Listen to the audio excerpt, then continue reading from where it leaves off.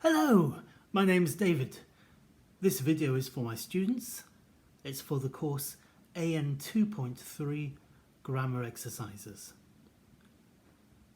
Today it's Easter Saturday 2020.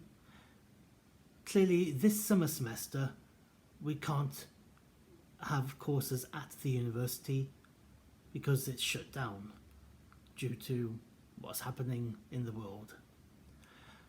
This course will be taught online, and in this video I hope to explain to you how it will be taught.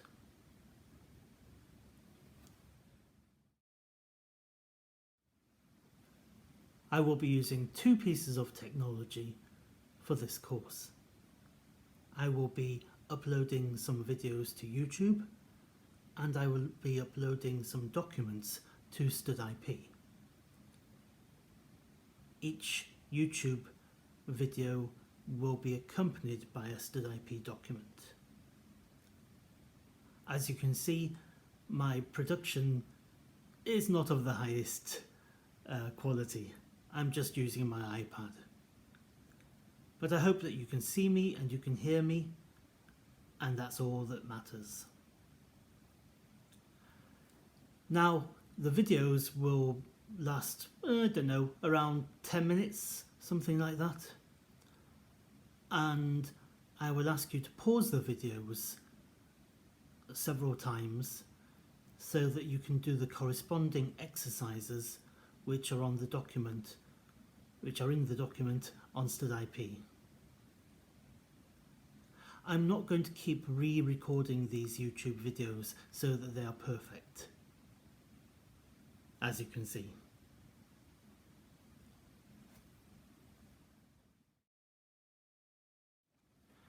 The classes will not follow the timetable. If I had small groups, I could teach you live using Big Blue Button. Or if I was lecturing to a lot of people, I could do the same. But that doesn't really suit the kind of classes that we will have. My intention at the moment is actually to produce 2 videos and 2 documents each week. The videos, as I said, will be around 10 minutes long, and the documents will have some exercises, but they won't overload you with work. So my intention at the moment is to release a video and a document on Tuesday evenings and on Thursday evenings. Now, normally you would have 90 minutes of teaching, and then there would also be homework time allotted to the course. In fact, I think, if I'm not mistaken, for the AN2 module, for the whole module, there's something like over 1.5 hours of time per week for homework. Clearly for AN 2.1 and AN 2.2 you didn't really have any homework, or maybe for AN 2.2 you had to practice making some noises.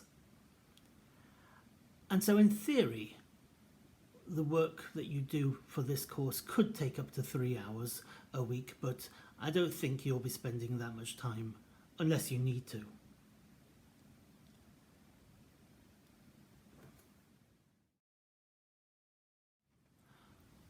I can imagine that at times you might want to contact me, specifically if there's something that you haven't understood in the grammar.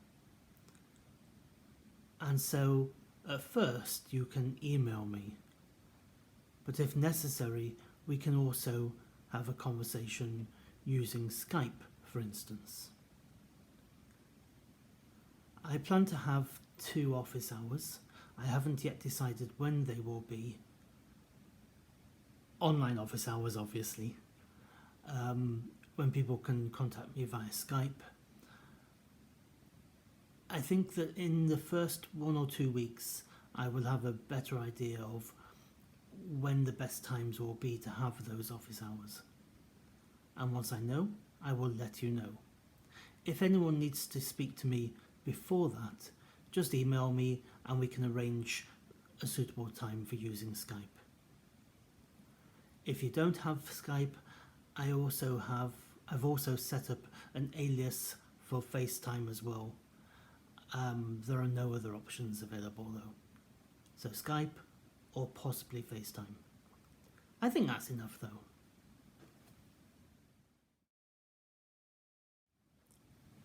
As I've written in a previous announcement, we will not be using one specific course book this semester. But I will tell you briefly about 4 books, the pros and cons of them, and I'll let you decide which books you might want to use for extra help or to have as a reference. So, there are 2 books which are in the Cambridge series, Advanced Grammar in Use, and the other one I think is just Grammar in Use. These books have, just picking a random page, they have information on the left-hand page and then exercises on the right-hand page which relate directly to the information that was given there. The normal book, which is blue, just Grammar in Use, is very good, but it's too easy. However, if you are already aware that your grammar is weak, I recommend having a look at that book anyway, because it contains some things which are not in this book, and that's the pity. This book is actually really is quite advanced, as the title says, but it doesn't have some of the basic things you need, and it might be quite frightening for some of you. For most of you, your level is somewhere between those 2 books. Now, the book I have been using, which is My English Lab, My Grammar Lab, published by Pearson. We've been using the My Grammar Lab Advanced book, which has a cover which is black with some purple and white on it. I would show you, but my copy is being held captive at the university. You know, they locked down the university with very little warning. I didn't have time to go there and get my books and teaching materials and send myself information I had on my desktop computer there. So, hey, that's fun. I like the book which we were using, My Grammar Lab. It's at the right level for most of you. It does have quite a lot of text in the explanations. It has some online exercises, which is fun and different. Unfortunately, what happened last year was that when people tried to put their code into the machine to activate the online version, they found that many of the students found that the code was for a different book in the Pearson series, and then they had to contact the publisher to get that sorted out. I don't know if that's still an issue now, but it's certainly a very, very good book, and it's probably the one I would recommend. But if for example, you already have this, then this will do fine as well. A 4th book is A Practical English Usage by Michael Swan, which is also a very good book, more of a reference grammar book and quite advanced. But if you have that, then that should be enough as well. The only real difference is that when it's talking about verbs in terms of aspect, so tense and aspect, that book uses the word progressive, and all the other books use the word continuous, which is the word I will use on this course. But as long as you're aware of that one difference, that book should be fine. In fact, any of these books, and maybe other books as well. Quick word on terminology. Yes, I will use terminology. I won't expect you to produce terminology, but I will expect you to recognise it. It's also helpful, as most of you will be teachers, and if you actually want to check some language in the future before you teach it, or if you want to identify why a student is making a specific mistake, you can't then go home or after teaching and get a grammar book and go, oh, well, what do I look for? Because if you don't know the terminology, it's quite difficult to use a grammar book.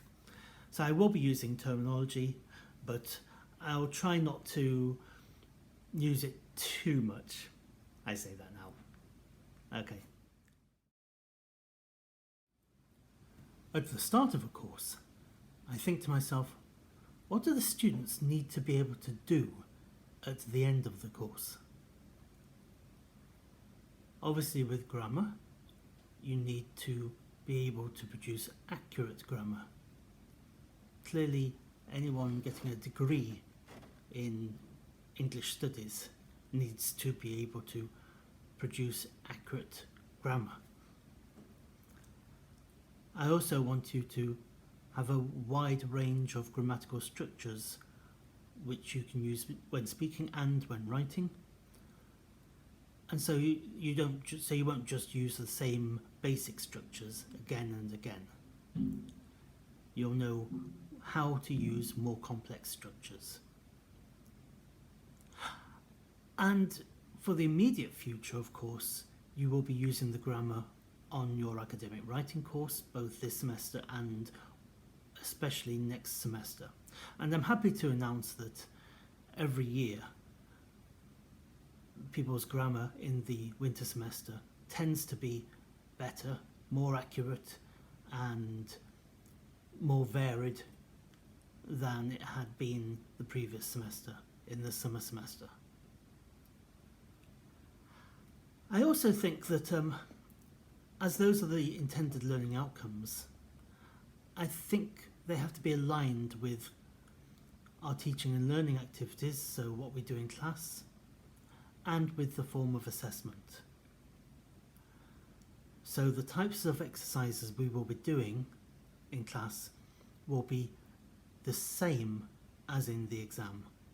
And in the next lesson, I'm going to walk you through some examples of the things you will need to do in your exam, and I will show you how they relate to you needing to have accurate grammar and varied grammar.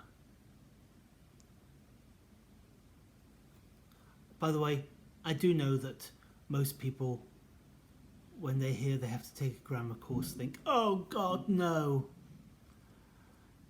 Sorry, I'll try to make it interesting, but it is grammar. I mean, I like it. I hope that you will as well.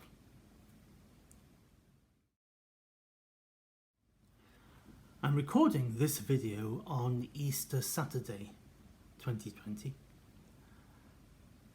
At the moment, I still do not know what will happen with the exam. As you know, we have a date set for towards the end of July. I can't remember the exact date offhand. Whether we can actually have the exam on that date or not, I can't say, or whether it will be later, or whether it will have to be online, no idea. But when I do know, I will add an announcement on StudIP. And the thing is, I don't know when I will know. And that's all I can say on that matter.